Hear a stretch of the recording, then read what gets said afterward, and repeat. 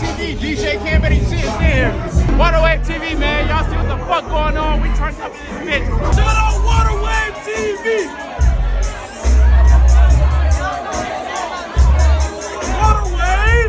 Waterwave TV. Waterwave up in this bitch. Man, shout out to Waterwave. We do this shit all the time, bro. Waterwave in this bitch. Yes, AC sir. in this bitch. You know the fucking vibes, man. Waterwave, you know what it is. Hey, big Waterwave. Big Waterwave.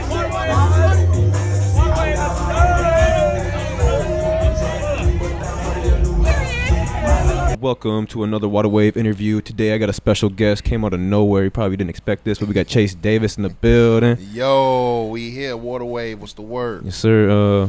If it's your first time tapping into Waterwave TV, make sure you hit that subscribe button. If it's your first time hearing of Chase Davis, make sure you tap in with him. His Instagram will be on the screen right now, of course. I always want to say this shit. Hit that notification bell. You know what I'm saying? Yes, sir. Hell yeah. Have you done many interviews before? Not really. I was just talking to my team about that. Like, this the year that I'm coming out to do interviews and talk. You know what I'm saying? Just give out my story. You know? Oh yeah. I'm glad I got to you get do it first. Do it early. You the first one. You know? Yeah. You want to let them know a little bit about you, where you're from, kind of how you got into this music shit? Yeah, man. I'm from Chicago, east side of Chicago, and by way of Sibley Boulevard, the Boulevard 147. You know what I'm saying? East side crazy. I started like making beats like for a known name in Chicago when like the rap scene really started to grow. A guy named by the name of Bump J. I started doing beats for him, and that just like launched my career in sound because he had a name and the whole city heard it, so it made me have a name. So as I kept going, I grew with the sound of the city. So like I started out with Dirk, and I did the Little Mouse thing with the fuck around get smoked with Lil Wayne. That was like a big thing for my brand at the time, and I just kept working and kept going and just kept building my sound. You know what I'm saying? Building my shit with brothers like HERBO, Lil Bibby, Dirk, Chief Keef, you know, like everybody from the city, man. Polo G, like everybody that's just lit, you know. Oh, and you've worked with them as well. Yeah, Been working with them. Yeah, Juice WRLD, late great Juice WRLD, definitely. Like, yeah, I work with a lot of people from the city. When did you like start making music? Like, well, I guess when was that? When did that ambition hit you? Like, I want to start rapping, or I want to start making beats, or I want to start. I ain't gonna even anything. lie to you, bro. Like, I'll be sitting here doing some phony shit if I said like a few years ago. Now, like, I knew I wanted to do this shit like when I was a shorty. You know what I'm saying? Like when I was a kid, I knew I wanted to do something where I thought I was gonna be a rapper though. You know what I'm saying? But I knew I wanted to be involved with the music. Like I was just motivated off guys like Cash Money and 3 6 Mafia. Growing up looking at that shit. You know what I'm saying? Looking at Master P, I'm like, they making millions off of music, telling their life story. You know what I'm saying? I want to do the same shit. So I knew as a shorty, that's what I wanted to do was music. So that thought was in my head as a youth. And then as I grew older to become something and growing up in Chicago, you know what I'm saying, in the streets, outside, you got to do something. You know what I'm saying? You either hustling or you gang banging or you got a job and you selling water, you doing something. You know what I mean? So it's like I knew that wasn't going to be the outcome for me. You know, I'm not going to be looking over my shoulder every day just like trapped in the trap. You know what I'm saying? Drug dealing. I wanted to break the cycle and do music and create some like wealthiness for my family. You know what I'm saying? That's dope. What was like something that happened that was like, yeah, this is what I need to do, or this is the right path. You know what I mean? Like obviously you enjoyed it, but then like, you know, was it that phone call or that one person that did a song with you, hit you up to work with you? Yeah, like I'm gonna start at that point, like that breaking point, like when Lil Wayne reached out to us for the Get Smoke record. Like that's like a bucket list of mine. You know what I'm saying? Like, damn, they work with Lil Wayne. Like this in the heart of Lil Wayne. Like this is Carter 4. I mean, not Carter 4. This is Dedication 4. So I'm on Dedication 4. That's like fire. I made history. You know what I'm saying? Like he reached out to us. Him and his people, they called like, man, we like that kid who did the beat. We need it. He finna put it on Dedication 4. So that was like one of those light bulb aha moments for me. Like, man, this is really what I'm made to do. Yeah. Like I'm made to make music for people. What's like your big placement so far? Like you kind of popped in like out of nowhere, or else I would have did a little more research before this. But like I know you were on the YSL album with Lil Duke and Nav on Pots and Pans. Yep. What was kind of your other placements? HERBO, PTSD Deluxe. I did Riding With It. That record. That one got like 21 million views. I did Gangsta's Cry on there with him and BJ the Chicago Kid. I did Like This with him and Little Uzi, co-produced me and DJ Victorious. What else? I did Just a Nigga. So I did like 4 to 5 records on the HERBO album that just recently dropped, and I got 5 coming out, 4 to 5 on the new album that's gonna drop like in a few weeks. It's called 2-5. Be on the lookout for that HERBO 2-5. So did that. What else was before that? I did Sign to the Streets 3 with Lil Durk. I be getting lost in shit. I be forgetting shit that I be doing because I just be in the moment. You know what I'm saying? I don't even really think about everything in the past. I just want to keep it forward and moving. You know what I'm saying? So I work with Juicy J. I did We Can't Smoke No More, and I did We Can't Smoke No More featuring ASAP Rocky. And there's a few that's gonna come to me. I just gotta keep remembering. That's already a good ass list of people, though. You know, it shows that you've been out here. Yeah, for How sure. did you like get tapped in with that? Like, I guess now, because like you're probably like in that arsenal of producers. Like I imagine like a rapper like Lil Duke or Nav or you know all the other names you listed off. Like just looking at like their phone and being like, I got like these 10 producers I want to choose from. Like, which one should I hit up? Like, try to get some beats from. Like, how did you become one of those guys? You know what I mean? Just, like, providing that heat, man. You know, steady providing real smackers. Like, it's a lot of producers out here, so you got to really be doing some shit to make them think about you. And the funny thing is that old saying, it's not about what you know, it's who you know. You know what I'm saying? So shout out my homie Nash, man, who put it together, man. You know what I'm saying? Like, Nash was in the studio with Duke and Thug and them. He like, man, we need some beats. And he was like, I know you got some shit. I sent like 10 beats to his phone. That's what, to all producers, like, make sure that you got all your beats accessible on your phone. Like, put a fucking Drive or OneDrive account or anything, so when you save your beats, they go straight to your phone. So you ain't got to get your computer, reach in your book bag and pull out your laptop and get an aux cord and all that shit. You could just text beats to people when they need it. You got to be on the call, ready to go right then and there, because somebody will take that slot. You feel me? So when Nash called me and said, I need some beats, I sent him like 10 beats. He called me back playing like half of the song. He like, bro, they went crazy off this shit. Keep sending, just keep loading me up. So the song was done. I didn't know what they was going to do with the song until the label reached out. His lawyer reached out to my lawyer, and they said this is going out on the slam language too. So be looking out, LODs, etc. You know what I'm saying? So that's how that happened. It's all about who you know. It is all about who you know. That's I've learned that a lot, and just being out like in Minneapolis, like that was one of our big things. We just wanted to get to know everybody because it's like I've only been living in Minneapolis for like 2.5 years, 3 years. Okay. Like around that time frame. I was like in a smaller town in Mankato, Minnesota. You probably don't know where that is. Maybe you do. Yeah, it's Mankato, Minnesota. Mankato. What's going on out in Mankato? Shit. There's a college out there, and there's like it was known for like 2-3 serial killings every 6 years type shit. I don't know about. I think they had the highest rate of STDs or something. So they doing a lot of fucking out there. Yeah, a lot of farming and fucking. All the college kids. But meeting people is the biggest thing. Like. Yeah, you can be talented, but if you don't know the right people, it's not going to get you nowhere. That's what it's about, bro. Like, every day, meet somebody. Just meet people. Like today, I just went outside and just went for a walk. I walked out my hotel room and just went outside just for a walk. Not looking for anybody, but just me, just doing me.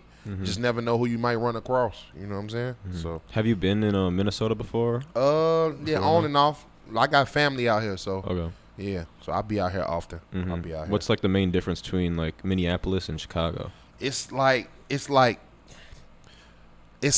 it's like a couple years behind in certain things, and then they not a couple years behind in certain things. It's just weird. I feel like this town is like in limbo, like right now. Like it's waiting on that right moment to pop. Yeah. And then it's going to flourish and explode, and then everybody going to want to come to Minnesota and build studios and all that shit. Like, you know, you got to remember this is where Prince and them from. You know what I'm saying? So, like, that's legendary. Like, Jimmy Jam, Terry Lewis, like, yeah, that's big. Hell yeah. Speaking of them, was there any like music influence in that generation of artists that kind of influenced you to like music and like do what you do today? Hell yeah. Like me growing up in a household where like I had a wide range of music being played in my house due to my mother and my father, you feel me?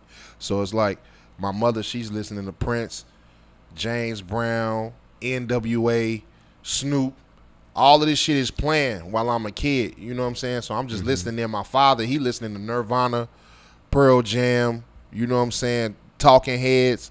Like, I'm vast in music. Like, I just listen. Like, I get on YouTube, roll up a couple blunts, and I just listen to music. You know what I'm saying? I'm all over the place. I'm all type of genres. Like, I don't, you know what I'm saying, like, discriminate no music. You know what I'm saying? Music is life for me. Hell yeah. Yeah, going back to the topic of Minneapolis being a couple years behind Chicago, one thing that we talked about earlier was that weed isn't legalized yet in Minneapolis, which is fucked. Y'all need to fix that, man. It's not like you can't get like arrested for having a blunt on you, or even like I don't even think you can get arrested for having like a couple pounds on you. It's literally just like you get slapped on the wrist unless you have like a lot of shit. But like if you loaded like some shit, right? But what's like your favorite strain to smoke then? Now that you got the dispensaries out there, you got all to choose from. Like, man, you got a favorite? It's so much shit to smoke, but I'm a classic dude. Like, man, I'm really like a Gelato 41, a Biscotti, Gushers, connected type of guy. You know what I'm saying? Like, I'm the new shit cool, like the Danny LaRusso's and the Meat Breath and all of these crazy hybrids, mixtures. Yeah, and shit. all of this shit. That's cool. I mean, I like a good old nice Canatique runts. You know what I'm saying? I like my strands that I like. You know, but Biscotti my favorite strand though. Like that's the best. Like connected Biscotti, like the best. If you ain't smoking on no Metro, I don't know what you smoking on. Yes, sir.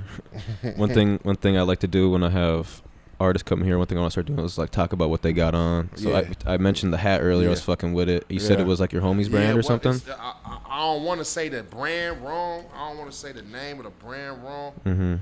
But I believe it's Fragment though. Fragment? I believe that's the name of it.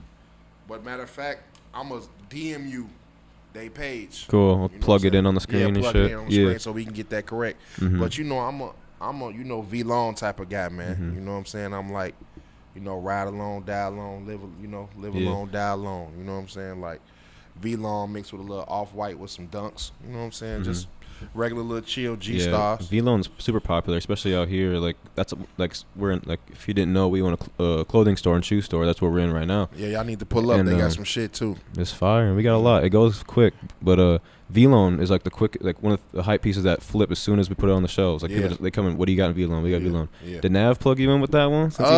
No, I ain't getting no plug with Nav.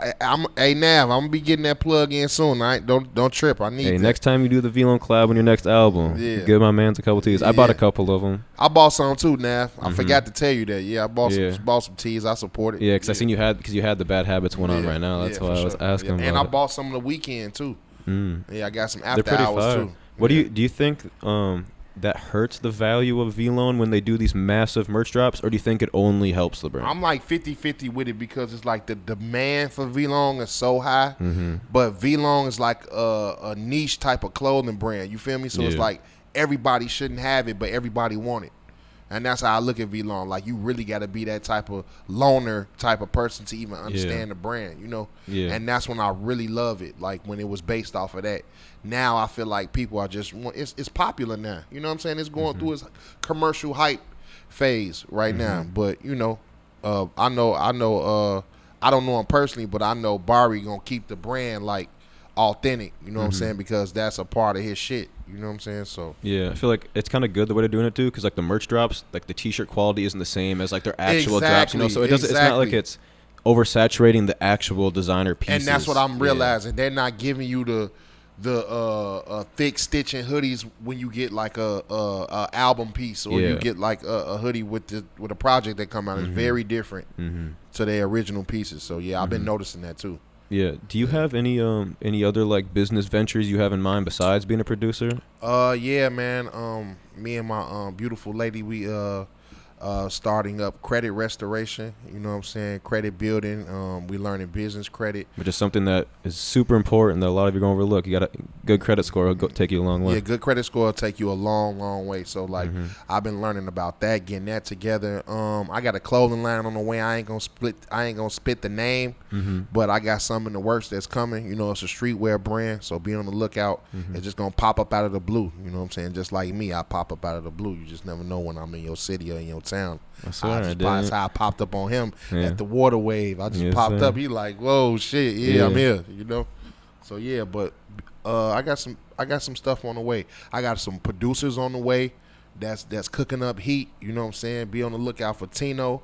Yeah, he doing his thing. I got some shit going on. I got my artist SRT Suge going crazy. You know what I'm saying? So like, I'ma always have my hands and dabbled in the music, but I feel like music, fashion, food, lifestyle, all of that is a part of the brand. So you know, I got a food truck on the way. I got some stuff coming, but all of it is revolved around the music, though. That's one thing Chicago is definitely beating Minneapolis at is food trucks. Whooping y'all ass on the food trucks. We got some good like Mexican food trucks that be around, but other than that, nothing really. Y'all got some shit though. Y'all got some good food out here. There is some good restaurants. Yeah. Is there any? I don't know. I know you haven't been on here too much, but like, is there any spot that you fuck with in Minnesota that you don't really get in Chicago, like food wise? It was a steakhouse. I don't think it was Morton's. What's the famous steakhouse? 7. I think it was 7. I went there. They had this crazy ass burger that I ate up out there. It was like crazy. They had some dry aged ribeye type burger, some crazy shit. So yeah, I had some. I'm trying to remember the restaurant. It was just like spur of the moment. We was in town for a show at the hotel, and that was the restaurant at the hotel, and we ate that shit. So.